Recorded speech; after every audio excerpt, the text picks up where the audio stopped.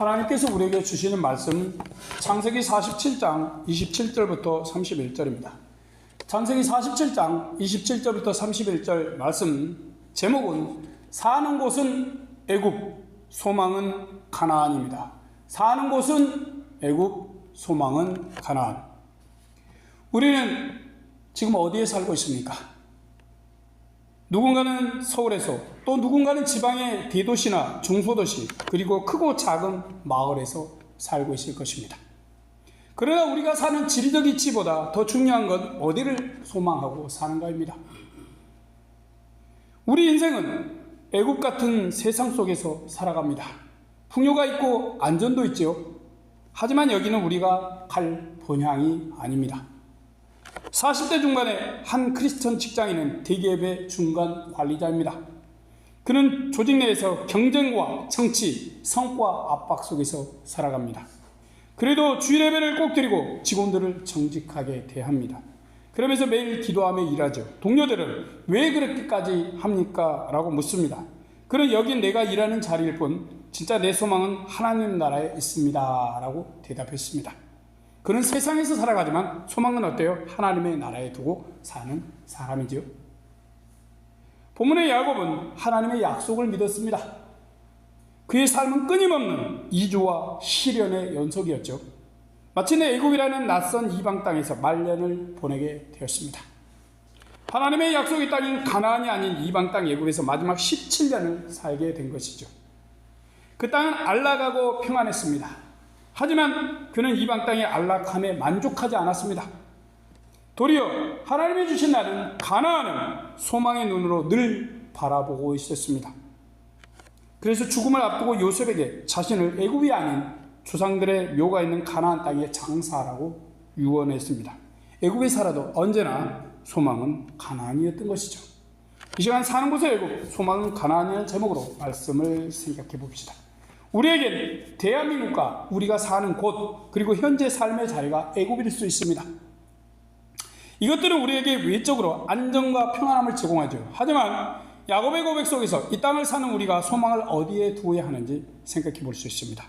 비록 우리가 이 땅에 집을 두고 직장을 가지고 살아도 소망해야 할 곳은 영적인 가나안 천국이라는 사실을 잊지 마십시오. 말씀에 들어가서 생각해 보겠습니다. 야곱의 가족은 기근을 피해 애굽에 정착했죠. 그곳에서 생업을 얻고 생존만 한 게 아니라 크게 번성하였습니다. 27절입니다. 이스라엘 족속이 애굽 고센 땅에 거하며 거기서 산업을 얻고 생육하며 번성하였더라. 자, 고센 땅은 어때요? 애굽에서 기름지고 안정적인 지역이었어요. 자자손손 살아도 좋은 땅이었습니다. 그런 좋은 땅이라 야곱의 자손들은 무서운 속도로 늘어갔습니다. 그런 곳이라면 영원히 살아도 좋을 것 같았습니다. 하지만 야곱은 이곳의 자손 대대로 영원히 산다는 생각을 하지 않았습니다. 자신의 현실을 받아들이되 자신이 하나님의 이스라엘이며 하늘에 속한 백성임을 잊지 않았던 것이죠. 세상의 성공과 번성이 야곱의 궁극적 기쁨이나 목적이 아니었습니다. 애굽에서 풍요롭게 살아도 자신의 최종 목적지로 삼지 않았던 것이죠. 야곱과 그의 후손에게는 하나님의 약속이 있었습니다. 하나님께서 애굽의 고센이 아닌 가나안을 이스라엘에게 주신다는 큰 약속이었죠. 야곱은 가나안에서도 그리고 애굽에서도 이 약속을 기억하고 마음에 품고 있었습니다. 그러다가 죽음을 앞두고 요셉에게 간곡히 부탁합니다. 29절입니다.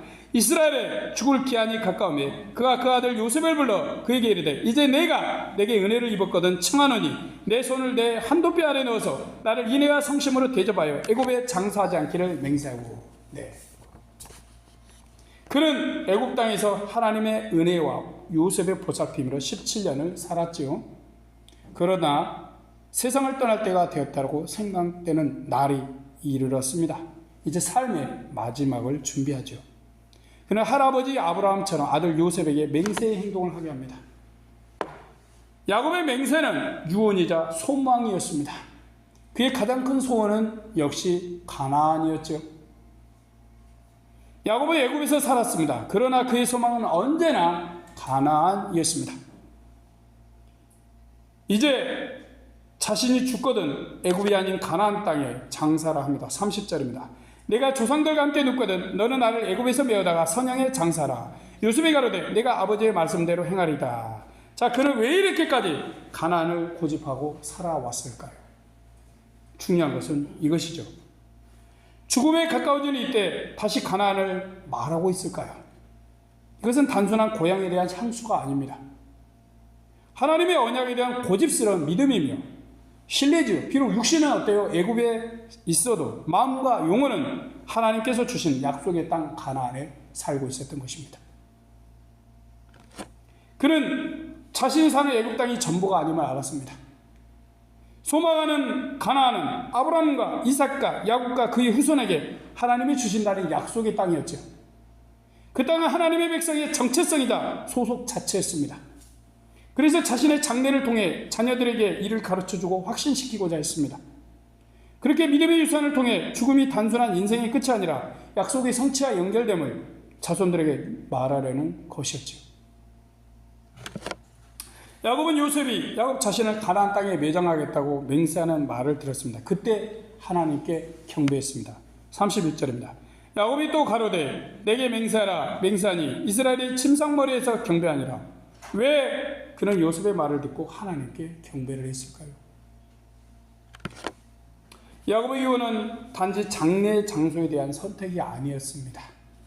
미래를 향한 신앙 고백이고 미래 세대를 향한 믿음의 부탁이었어요. 그러기에 요셉의 맹세를 듣고 하나님의 약속이 자신의 죽음 이후에도 이루어질 걸 확신했습니다. 요셉과 이스라엘 자손을 통해서 자신의 유언, 소망이 전달될 걸 믿게 된 것이죠. 이래서 야곱은 애굽이 아닌 가나안 약속의 장소에 자신의 몸을 쉬게 하는 것입니다. 요셉의 맹세를 듣고 죽음을 준비하는 야곱의 마음에 하나님께 대한 감사와 경외로 가득 찼습니다. 하나님께서 자신과 자손들을 가나안으로 반드시 인도해 주실 걸 믿고 안심이 되고 감사했기 때문입니다. 죽음조차 믿음으로 준비하고 죽음에 가까이 와서도 하나님의 약속을 끝까지 붙잡고 있는 것이죠. 그는 자신이 애굽의 시민이 아님을 분명히 하고 있습니다. 그는 애굽에 속한 사람이 아니죠. 하나님이 약속하신 가나안의 백성인 것입니다. 그에게 현재의 삶의 자리보다 가나안 땅의 소망과 영원한 나라에 대한 비전이 더 분명하고 소중했던 것입니다. 그렇게 그는 믿음을 따라 죽습니다. 소망을 따라 가나안 천국으로 가는 것입니다. 믿음의 사람 야곱은 하나님의 약속을 믿고 더 나은 본향을 향해 나아갔습니다. 야곱은 애굽에서 자손들을 돌보고 충실히 살았지요. 하지만 늘 가나안을 소망의 눈으로 바라봤습니다. 그러다가 죽음이 가까이 오니 믿음의 유언으로 가나안에 대한 소망을 남겼습니다.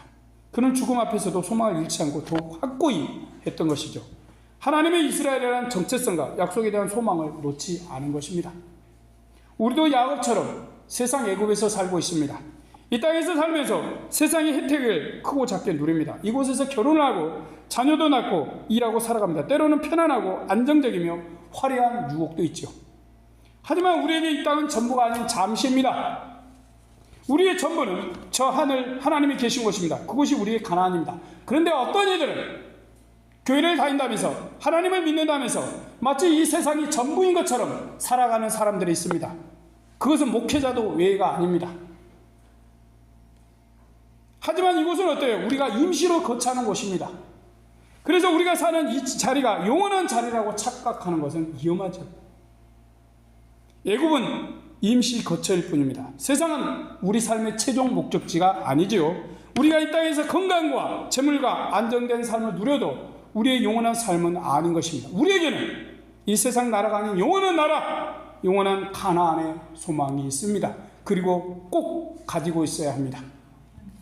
삶의 자리는 애굽이지만 우리의 영적인 정체성과 소망은 반드시 가나안 하나님 나라에 있어야 합니다. 우리는 현실에 발을 딛되 하늘나라 시민권자라는 사실을 잊지 마십시오. 예수님께서도 내 나라는 이 세상에 속한 것이 아니라라고 하셨습니다. 사도 바울도 빌립보서 3장 20절에서 너희의 시민권은 하늘에 있는 자라고 말씀했습니다. 사도 바울의 말씀처럼 우리의 시민권은 이 땅에 있습니까? 아니죠. 하늘에 있습니다. 그러기에 현실에 충실하되 영원한 소망은 늘 가나안 하나님의 나라에 두십시오. 우리가 이 땅에 살아도 우리의 시선은 하나님의 약속과 본향을 소망해야 합니다. 그렇게 그 약속을 향해서 믿음의 발걸음을 계속 걸어야 합니다. 사는 곳은 이 땅이고 이곳이어도 소망은 어때요? 반드시 가나안이어야 하는 것이죠. 혹 이 세상 애굽의 삶이 너무나 즐겁고 행복해서 가나안 천국을 망가고 있지는 않습니까? 살펴보십시오. 우리는 야곱이 언제나 소망했던 가나안을 지금 현재 이곳에서 살아도 잊지 말고 늘 소망하며 살아야 합니다. 그래야 우리의 삶이 헛되지 않죠. 이 땅에서 잘 살아야 100년. 저희 아버님이 90 넘었으니까 뭐 좀 많이 사시면 110세 이상까지 봐주시겠습니다. 어쨌든 많이 최대한 살아봐야 100세, 120세 뭐 그러면 이 땅을 떠나야 합니다. 하나님이 정한 수가 있어요. 네. 자, 우리는 이 땅에 살죠. 하지만 하나님 나라를 향한 정체성과 소망을 품고 살아야 합니다. 이걸 모른다면 뭐예요? 사도 바울이 가장 어리석은 자들이, 불쌍한 자들이 우리라고 했습니다. 우리는 우리 자녀에게 무엇을 유산으로 남길 것입니까? 한 어머니는 자녀가 좋은 대학에 들어가고 잘 되길 바랐습니다. 그녀의 삶은 그리 넉넉하지는 않았어요. 그래도 매일 자녀의 믿음을 위해 기도하며 예배를 드리고 큐티를 했습니다. 그런 자녀가 대학을 중요시 여겨 주일 예배를 빠지려고 했습니다. 그래서 이렇게 말했죠. 공부해서 좋은 대학을 가는 것도 중요하다. 그러나 그보다 하나님을 깊이 아는 좋은 신앙인이 되는 게 훨씬 중요하단다. 그녀는 세상에서의 성공보다 하늘의 가치를 더 중요하게 생각한 것입니다. 자식은 어머니의 말을 새겨 듣고 이 땅을 살기에 공부도 중요하지만 영원한 하늘 천국의 약속을 믿는 게 더 소중하다는 사실을 깨달았습니다. 이 어머니는 자녀를 세상의 성공에만 두지 않고 영원한 가나안으로 소망을 가지고 향하게 한 것입니다. 우리는 어떻게 우리의 삶의 끝을 준비하면서 삽니까? 우리는 모두 죽음을 피할 수가 없지요. 죽음은 생명체라면 모두 다 맞이하는 그런 것입니다. 싫어도 슬퍼도 피할 수 없습니다. 그러나 영원한 죽음은 우리가 피할 길이 있습니다. 여기서 참 좋죠. 그것은 야곱을 따라서 우리의 영적 가나안 천국을 소망하는 것입니다. 그리고 이 소망을 품고 믿음으로 오늘을 살아가는 것이죠. 70대 집사님이 평안으로 병원에 누워 계셨습니다. 이번에 시장에서 반찬 가게를 하며 세 자녀를 키웠어요. 그러나 시한부 판정을 받았습니다. 주치의는 조심스레 이제 준비하셔야 합니다 라고 말했습니다. 이 소식을 들은 사람들이 걱정과 근심과 슬픔의 눈으로 병문안을 왔습니다. 집사님은 자신을 찾아온 사람들에게 두려움보다 소망을 이야기했습니다.